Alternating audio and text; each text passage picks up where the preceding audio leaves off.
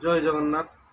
आपन को बहुत दिन पर पुणी किसी भिडियो करुच्ची आपण मैंने देखा पाइबे।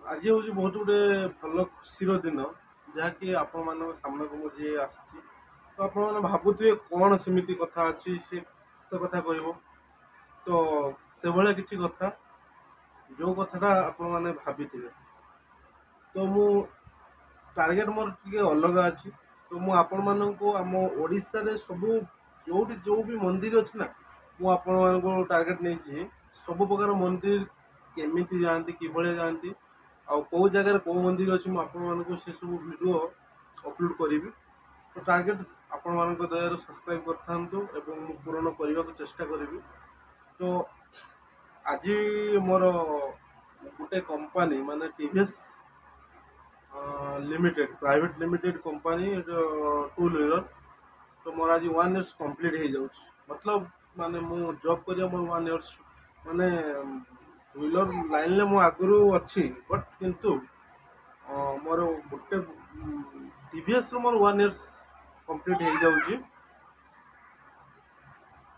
1 इयर्स कंप्लीट हो गला तो बहुत बड़ खुशी दिन आपण मो तो से भितर भी मु यूट्यूब भी टाइम देकी किसी वीडियो अपलोड करुच्ची तो देखा आग को कौन हो स्नेह भल पाइबापी सब आम आगर रहीचु तो जहाँ भी हो ठाकुर दे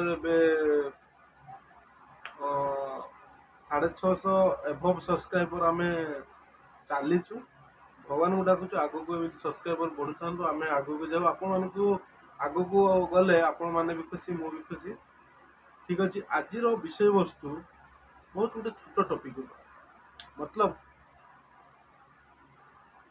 टॉपिकटा सा नहीं पारे कि आपण मान गुरुत्वपूर्ण किसी ना इमती इंटरेस्टिंग टॉपिक पाइबापी चैनल को सब्सक्राइब करूँ। आज टॉपिकटा हूँ आम कौन सी काम जो करुचु ना जो कौन सी काम भी कर आम किसी काम करुचु धैर्य दरकार आमर लक्ष्य एक हवा दरकार सब मन रखिथे लोक कहते धैर्यर फल मीठा लगे किसी पिला कहते हाँ कौन इमिति कौन धैर्यर फल मीठा लगे किंतु धैर्य और लक्ष्य जो एक हो जाए ना से तुम समय तुमको साथ दिए धैर्य और लक्ष्य जो एक हो समय तुमको साथ दब आ जो समय तुमको साथ दब ना से कौन सी इमिति जिनस ना तुमको अटकवाई तो भगवान को दयारू मु समय देली लक्ष्य थिला समय मत साथ देला तो आज से बल मु आग को जाऊँगी भी डेभलप कर चली तो भगवान गुड़ा को जमी डेभलप हो चली था तो मोर गोटे रिक्वेस्ट आपण मैंने जो भी काम करुँच धैर्य धरतु आपण जान थे आपंकर सैलरी बढ़ी जाइए आपण जान थे आपण काम अधिक शिखी जाइए आपण जान थे आपण को लोक जानी सारी तो आ गोटे कथा आपण प्राइवेट करूँ सरकारी करूँ सबुठी इनकम दरकार सरकारी चाकरी कले इज्जत अच्छी प्राइवेट चाकरी कले भी इज्जत अच्छी किंतु से इज्जत नहीं जोटा सरकारी चाकरी अच्छी छाड़ू सरकारी चाकरी करो कि प्राइवेट चाकरी करो परिवार को खुशी रख बस यहीटा हूँ बड़ जिन जदि तुम परिवार खुशी रहे ना तुम जहाँ भी कर सरकारी कि प्राइवेट दुईटा जिनस मनीष जीवन चाकरी आस तो परिवार जदि खुशी रोचे ना ताठू खुशी आ जीवन किसी ना जे परिवार को खुशी रखी पारला कि परिवार कर्तव्य सांसारिक कर्तव्य बहुत बड़ कर्तव्य आम है आम मैरेज करूनी है मु ब्रह्मचारी तो संसार मान कौन से बुझीपर जी संसार मान जी बुझी ना लाइफ बहुत किसी फेस करने पड़ी छाड़ू बेसी कही किसी टाइम ने तो एति कहबार अच्छी मोर आम्भे माने आमे माने जो कुछ काम भी करुचु ना लक्ष्य रख जो मुझे कंप्लीट करी जहाँ भी हो ना कंप्लीट करी यहीटा जब मन में भावीदेले ना भावी नहीं होगला आ जदि आम मन में भावा ना हेनी आपण दिन राति मेहनत ता देह कले भी ना सक्सेस सक्सेस मूल मंत्र है कौन धैर्य आ मनोबल स्ट्रंग आप मनोबल जो स्ट्रंग थी ना ଦୁନିଆର କୌଣସି ଶକ୍ତି ନାହିଁ ଆପଣଙ୍କୁ ହରାଇବା ପାଇଁ। କାରଣ ଗୋଟେ ମଣିଷର ଯେତେବେଳେ ମନ ବଳ ସବୁ କିଛି ମାନେ ଧୈର୍ଯ୍ୟ ଷ୍ଟ୍ରଙ୍ଗ ଥାଏ ନା, ସେ କେବେ ଜୀବନ ହାରିବା ଶିଖିନଥାଏ। ଆଉ ଯିଏ ଧୈର୍ଯ୍ୟ ମନୋବଳକୁ ଦୃଢ଼ ନ ରଖେ ନା, ପ୍ରତି କ୍ଷଣ କେନୁ ପ୍ରତି ସେକେଣ୍ଡରେ ହାରିବା କ'ଣ ସେ ଜାଣିପାରିବେ। ଜିତିବାର ଅଛି ତ ନିଜକୁ ଷ୍ଟ୍ରଙ୍ଗ କର, ହାରିବାର ଅଛି ତ ନିଜକୁ ଏଇଠି ଛାଡ଼ିଦିଅ। ତେଣୁ ମୁଁ ସେସବୁ କିଛି ନ ଭାବିକି ଗୋଟେ ବର୍ଷ ମୁଁ ନିଜକୁ ଗୋଟେ ଲକ୍ଷ୍ୟ ଥିଲା ମୋର ଯେ ମୁଁ ଏଇ କମ୍ପାନୀରେ ଗୋଟେ ବର୍ଷ ନୁହେଁ, ମୁଁ କାମ କରି ଚାଲିବି।